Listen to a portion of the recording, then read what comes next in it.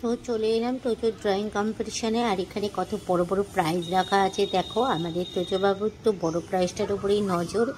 দেখা যাক। আর এখানে দেখো কম্পিটিশন প্রায় শেষ হয়ে গেছে। এখন জাজমেন্টরা করবে, সাজেস্ট করবে কে ফার্স্ট সেকেন্ড থার্ড হলো। আর অসাধারণ আঁকা কিছু আঁকার ছবি তোমাদের সঙ্গে শেয়ার করলাম। আর এখানে ক বিভাগের সমস্ত বাচ্চাদেরকে তুলে উঠেছে, নিয়েছে স্টেজের মধ্যে। আর আমাদের তোজোবাবুও আছে। তো এখানে ফার্স্ট সেকেন্ড থার্ডকে প্রথমে প্রাইজ দিচ্ছে। আর প্রাইজটা দেখো কতটা বড়। ফার্স্ট প্রাইজ এটা, এই যে মেয়েটা পেয়েছে ফার্স্ট প্রাইজটা। তোজোর মনটা একটু খারাপ, কারণ ও এসে থেকেই বলছিল এই প্রাইজটা নিব, কিন্তু যাই হোক পাইনি। কারণ এখানে যারা কম্পিটিশনে পার্টিসিপেট করেছে তারা কিন্তু সবাই অসাধারণ আঁকে।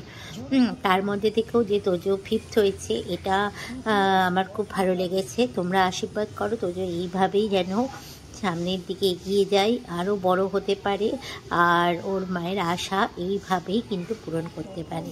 এটাই তোমাদের কাছে আমি মানে বলবো, যাতে তোমরা মন প্রাণ ভরে তোজোকে আশীর্বাদ করো। আর এখানে এখনও প্রাইজ দিচ্ছে দেখো। এই ছেলেটা চতুর্থ হয়েছে।